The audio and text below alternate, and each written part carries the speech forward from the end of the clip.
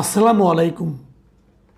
প্রিয় দর্শক, আমার ধারণা সোশ্যাল মিডিয়ায় সেই বহুল প্রচারিত ভাইরাল হওয়া ভিডিওটা আপনারা মোটামুটি সবাই দেখেছেন অথবা শুনেছেন, এবং ভিডিওর পাশাপাশি এটা নিয়ে বিভিন্ন মিডিয়াতে, বিভিন্ন পত্রিকার অনলাইন ভার্সনে নিউজও হয়েছে। ঘটনা হলো রাজশাহীর দাউকান্দি সরকারি কলেজে অধ্যক্ষ এবং একজন নারী শিক্ষককে মারধর করা এবং কার্যালয়ে ভাঙচুর করা। এবং ওই নারী শিক্ষককে যে মারধর করছে একজন লোক, এক ভদ্রলোক, উনি হাতে স্যান্ডেল দিয়ে তাকে পেটাচ্ছিলেন। সেই দৃশ্যও কিন্তু অধ্যক্ষের কক্ষে বসেই সেই দৃশ্যও কিন্তু আমরা সবাই দেখেছি। এরই মধ্যে কয়েকটা ভার্সন পাওয়া গেছে, এক একজন এক এক কথা বলছে। অনেকে বলছে এই নারী শিক্ষিকাই নাকি প্রথমে আপনার বিরোধটা শুরু করেছিল, গালাগালি করেছিল, কাকে থাপ্পড় মেরেছিল, এগুলো বলা বলি হচ্ছে। আবার এই যে দৃশ্যটা খুব বেশি দেখা গেছে, জুতা পিটার ব্যাপারটা, যেটা স্যান্ডেল দিয়ে পিটিয়েছে নারী শিক্ষককে, সেই ঘটনার পরেও নাকি আরেকটা দফা মারামারি হয়েছে। আবার ওরা যারা এখান থেকে ছিল এসে তারা আবার বাইরে যেয়ে নিজেদের লোকবল নিয়ে এসে তখন এই শিক্ষককেও পিটিয়েছে, আবার ওখানকার যে প্রিন্সিপাল তাকেও পিটিয়েছে। এবং এই পেটানোর পর শিক্ষক এবং প্রিন্সিপালের রক্তাক্ত দেহ একটা ভিডিও আমি দেখলাম, রক্তাক্ত অবস্থায় তারা বসে আছেন। তারপর তাদেরকে চিকিৎসার জন্য রাজশাহী মেডিকেল কলেজে পাঠানো হয়েছে, ওখানে চিকিৎসা হচ্ছে। কি নিশ্চয়ই পরে মামলা টামলা কিছু একটা হবে, জানি না। তো যারা এখানে এই কাজ অপকর্মটা করেছে তাদের মোটামুটি প্রাথমিক পরিচয় হলো তারা বিএনপির রাজনীতির সঙ্গে জড়িত। কেবল এটুকু বললে শেষ হয় না, আমি বরং অন্যভাবে বলি, তারা সরকারি দল যে বিএনপি তার রাজনীতির সঙ্গে জড়িত। কেবল বিএনপির কিন্তু কোনো মূল্য নাই, সরকারি দল হলে মূল্য আছে। আমাদের সমস্যাটা হলো ওই জায়গায়। এই বিএনপি গত 15 বছর কোথায় ছিল? এই বীর পুঙ্গবরা, এই বিশিষ্ট বীর স্যান্ডেল হাতে নারীকে পিটায়, তারা গত 15 বছর কোথায় ছিল? কোথাও পাবে না। তখন তারা সবাই ইদরে করতেছিল। যেই তার দল সরকার এসেছে সেই মাত্র তারা সব এক একজন মহা ক্ষমতাবান রুস্তমে পরিণত হয়েছেন। যার ইচ্ছা তারা ধমক দেয়, যার ইচ্ছা তারা পিটায়, স্যান্ডেল পিটা করে, নারীকে মারে, নারীর গায়ে হাত তুলে। আপনি হয়তো বলবেন আমি নারী শব্দটাকে আলাদা করে দেখছি কেন? হ্যাঁ, আলাদা করে দেখবো, আলাদা করে অবশ্যই দেখব। সারা দুনিয়াতেই দেখে তো, সারা দুনিয়াতে 3টা মানুষের মধ্যে 3টা গ্রুপকে সম্পূর্ণ আলাদাভাবে দেখা হয় এবং তাদের গুরুত্ব সম্পূর্ণভাবে বাড়তি দেওয়া হয়। সেই 1 নম্বর কি শিশু, 2 নম্বর হলো বৃদ্ধ, 3 নম্বর হলো নারী। শিশু, বৃদ্ধ এবং নারী, এদেরকে আলাদা গুরুত্ব দিতে হবে আপনাকে, এটাই নিয়ম। তো যতদিন তারা সরকারি দলে না ছিল ততদিন কিন্তু তাদের এই বাহাদুরিটা দেখা যায় নাই। এখন সরকারি দলে হওয়াতে তারা সবাই এক একজন বাহাদুর হয়ে গেছে, আইন নিয়ে তাদের কোনো মাথা ব্যথা নাই। দেখেন, যেদিন এই ঘটনা ঘটেছে সেদিন কিন্তু ওই কলেজে ডিগ্রি পরীক্ষা চলছিল এবং ডিগ্রি পরীক্ষা উপলক্ষে সেখানে 144 ধারা জারি ছিল। তো যেখানে 144 ধারা জারি, সেখানে এই লোকগুলি ওই কলেজে ঢুকলো কীভাবে? কোন আইনে ঢুকলো? কে ঢুকতে দিল? এবং ঢোকার পর তারা কিন্তু বসে থাকলো কীভাবে? এগুলো জবাব কিন্তু কেউ দিচ্ছে না। আবার ধরেন আরও অনেকগুলি বিষয় এখানে কিন্তু আছে।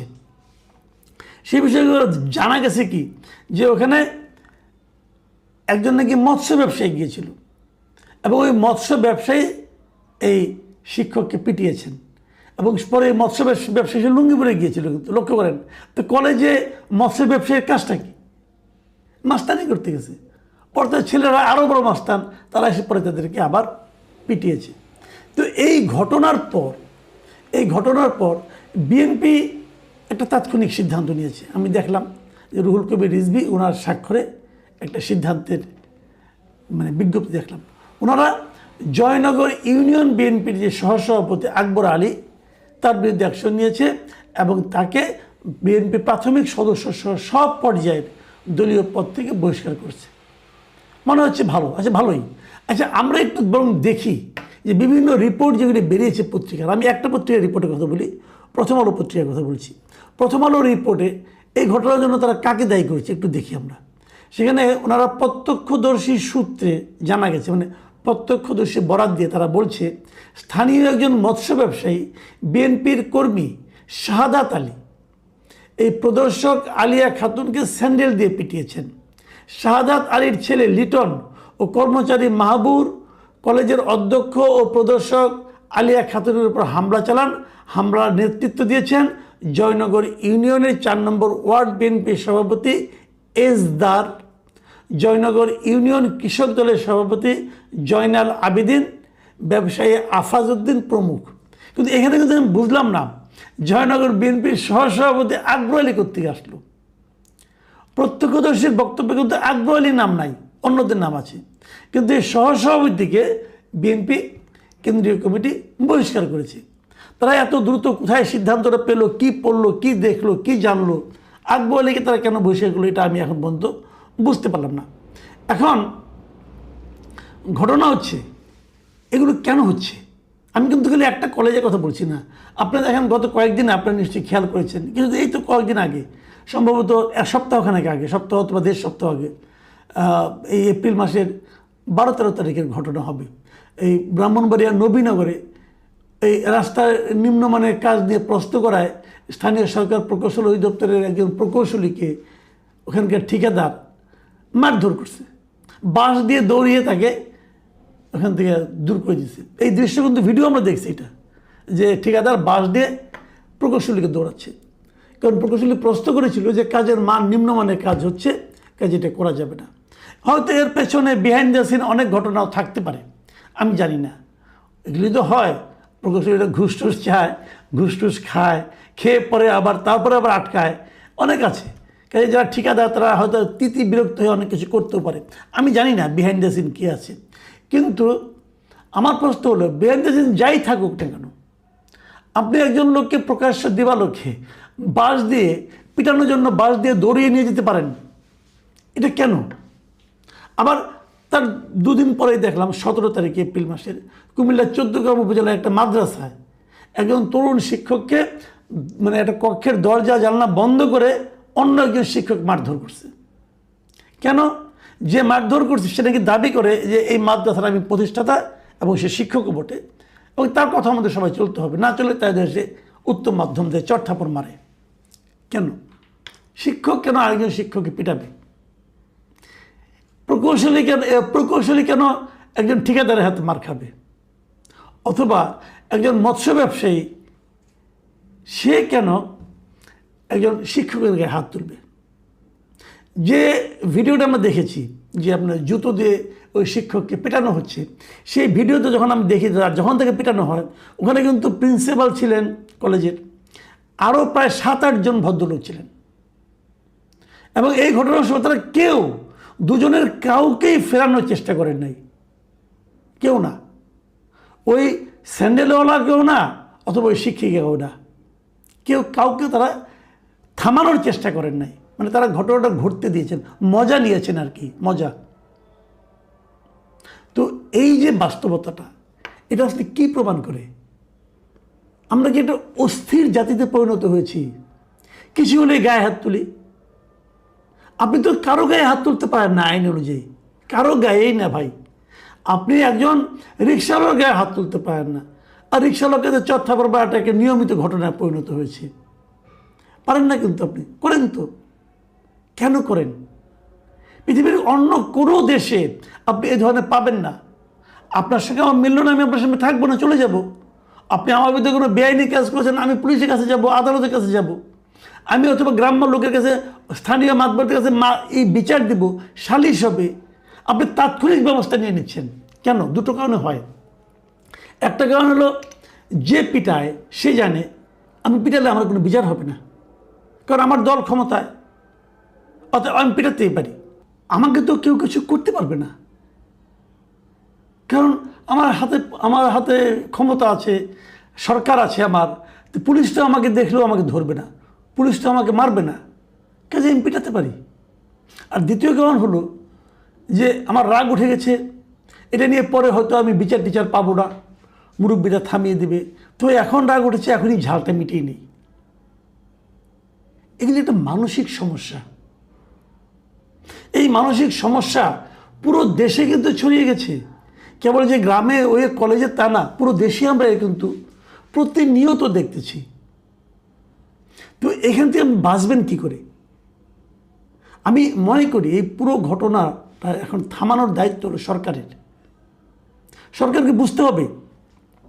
দেখুন, আমি বিএনপিকে বলবো, যখন আওয়ামী লীগ সরকার চলে গেল, অন্তর্বর্তীকালীন সরকার আসলো ডক্টর ইউনূসের নেতৃত্বে, তখন কিন্তু সারা দেশে আপনারা অনেক নেতা নেত্রীকে বহিষ্কার করেছিলেন।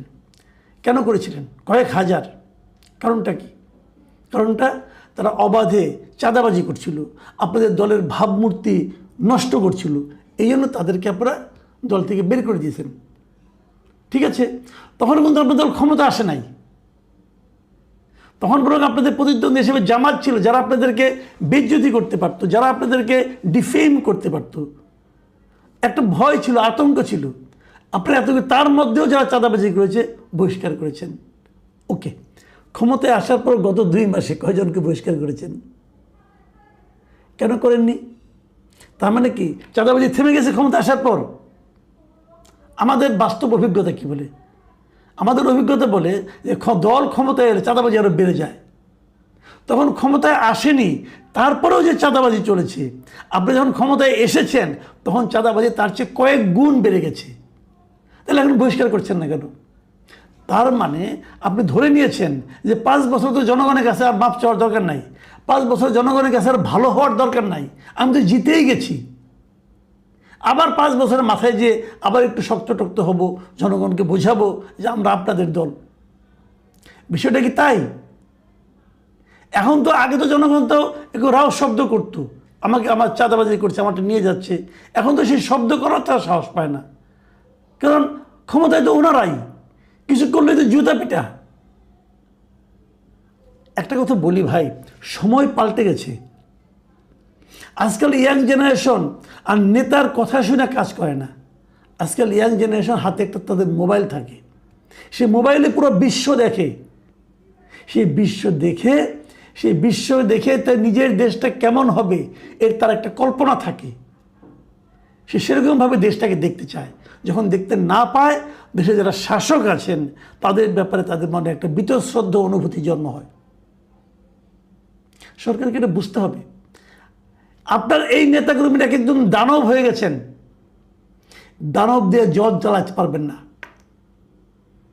দানব দিয়ে মানুষকে ভয় দেখানো যায়, শাসন করা যায় না। দানব দিয়ে মানুষের কাছ থেকে ভালোবাসা পাওয়া যায় না। আপনার এই দানবদের আপনি থামাইতেও পারবেন না। এটা এত বড় দানব হয়ে গেছে, আপনার কথা কোনো মূল্য এদের কাছে নাই। আপনার মন্ত্রী সভাতেই নাই, আপনি অন্য কোথায় কি যাবেন? নাই তো মূল্য। তো আমি কিন্তু মানুষ কিন্তু দেখেন, যখন নাকি আওয়ামী লীগ সরকারকে সরিয়ে দেওয়া হয়েছিল, মানুষ কিন্তু একটা পার্থক্য আশা করছিল, ভেবেছিল নতুন একটা সময় আসবে। সেই পার্থক্য কি মানুষ দেখতে পাচ্ছে? একবার ভাবুন, নিজেকে প্রশ্ন করুন। আমি সরকারকে বলছি, আপনারা নিজেদেরকে প্রশ্ন করুন। আপনারা যে শাসন দিচ্ছেন, আপনারা যে সিস্টেম চালু করেছেন, এই সিস্টেম দেখে এদেশের মানুষ কি শেখ হাসিনা সরকারের তুলনায় আপনাদের মধ্যে কোনো পার্থক্য দেখতে পাচ্ছে? পাচ্ছে না। শেখ হাসিনা পুরো 15 বছর তারা কিন্তু কোনো রাজনৈতিক দলকে নিষিদ্ধ করে নাই। শেষ দিকে এসে কয়েকদিন আগে করছিল একটা, করে নাই কিন্তু আপনারা তাও করে দিয়েছেন একদম যাত্রা শুরুতেই। মানুষ পার্থক্যটা দেখতে পাচ্ছে না, বরং মানুষের কাছে, অনেকের কাছে আরও ভয়ঙ্কর সময়ের আশঙ্কা তাদের মধ্যে তৈরি হচ্ছে। আমি তাকিয়ে দেখেছি, আমি কিন্তু খুব একটা পার্থক্য দেখি না। এমনকি যারা নেতা আছেন, মূল নেতা আছেন, মন্ত্রী আছেন, তাদের মধ্যেও আমি একমাত্র প্রধানমন্ত্রী ছাড়া আর কারোর মধ্যে কোনো পার্থক্য দেখি না। আমি আগের প্রধানমন্ত্রীর সঙ্গে বর্তমান প্রধানমন্ত্রী তুলনা করলে আমি একজন বেটার লোককে দেখি, আর কাউকে দেখি না। কিন্তু যে এই জিনিসটা আপনাদের আত্মউপলব্ধি হয়েছে, না হলে আপনাদের সামনে বড় একটা বিপদ অপেক্ষা করছে। প্রিয় দর্শক, আমি জানি না আমার এই কথা কোনো মূল্য আছে কিনা শাসক দলের কাছে, কিন্তু আপনারা ভাবতে থাকুন।